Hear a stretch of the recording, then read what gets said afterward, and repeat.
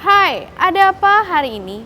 Sejak awal pandemi COVID-19, perusahaan besar maupun kecil membatasi ambisi dan melakukan berbagai macam efisiensi untuk menghadapi ancaman krisis ekonomi global. Salah satu efisiensi yang terlihat yaitu adanya gelombang PHK yang masih terjadi di perusahaan digital dunia. Di antaranya adalah perusahaan Microsoft, Meta Platforms yang menjadi induk dari perusahaan WhatsApp, Instagram, dan juga Facebook dan Twitter. Kini perusahaan rintisan seperti Goto, Gojek, dan Tokopedia dan Ruang Guru juga melakukan perampingan perusahaan. Termasuk halnya dengan Shopee yang sebenarnya sudah melepaskan ratusan pegawainya pada bulan September 2022 dan kini harus melakukan PHK kembali. Bagaimana nasib daripada karyawan yang terkena PHK? Apakah mereka mendapat pesangon atau tunjangan yang sesuai dengan perundang-undangan ketenagakerjaan?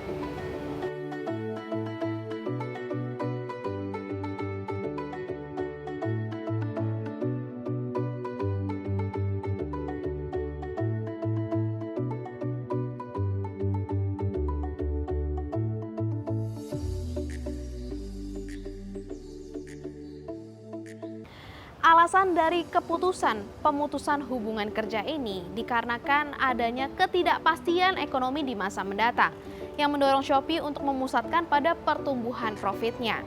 Di sisi lain, Goto memutuskan untuk reorganisasi perseroan yang bertujuan untuk mempercepat adanya kemandirian finansial. Adapun Ruang Guru juga menyebutkan alasan mem-PHK yaitu meningkatnya permintaan pada saat pandemi COVID-19 yang berujung pada rekrutmen yang sangat besar dan cepat. Namun kini harus menyesuaikan dengan tantangan ekonomi global. Sebenarnya adakah alasan lain selain daripada ketidakpastian ekonomi global? Atau apakah masa bakar duit ini sudah berakhir?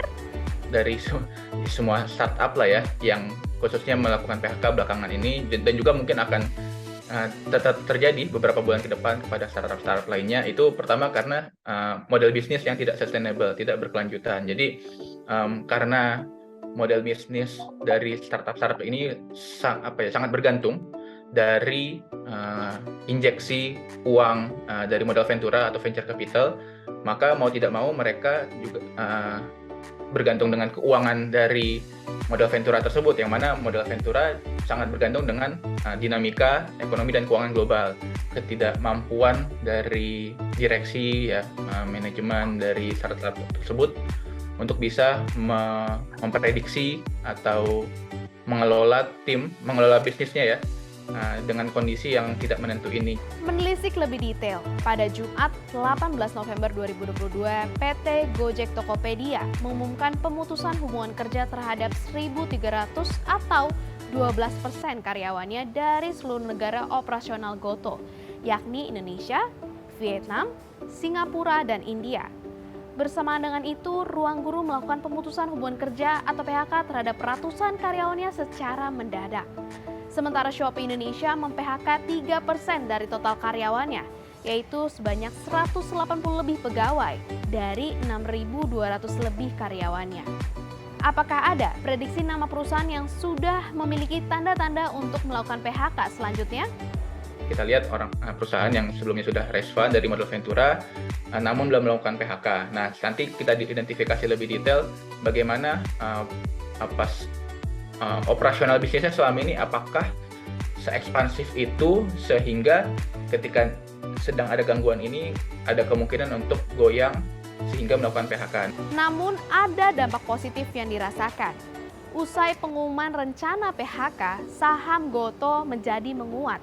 Sepanjang akhir pekan lalu, nilai transaksi Goto mencapai 309,24 miliar dan harga saham Goto terakumulasi naik 12 poin atau 5,71%. Berbicara mengenai saham, bagi perusahaan rintisan, pada tahun keberapa mereka harus mengembalikan profit kepada para investornya?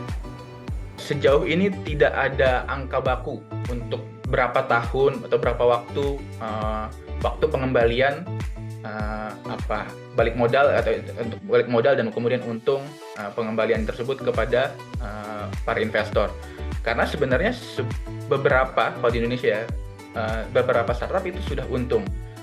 Dan itu juga dalam waktu yang relatif cepat dibandingkan dengan waktu pendiriannya. Tapi ada juga dengan startup lain yang waktu pendiriannya kurang lebih sama, namun sampai sekarang belum bisa melakukan profit gitu. Artinya sangat bergantung pada direksi manajemen perusahaan startup tersebut, strategi bisnisnya selama ini seperti apa.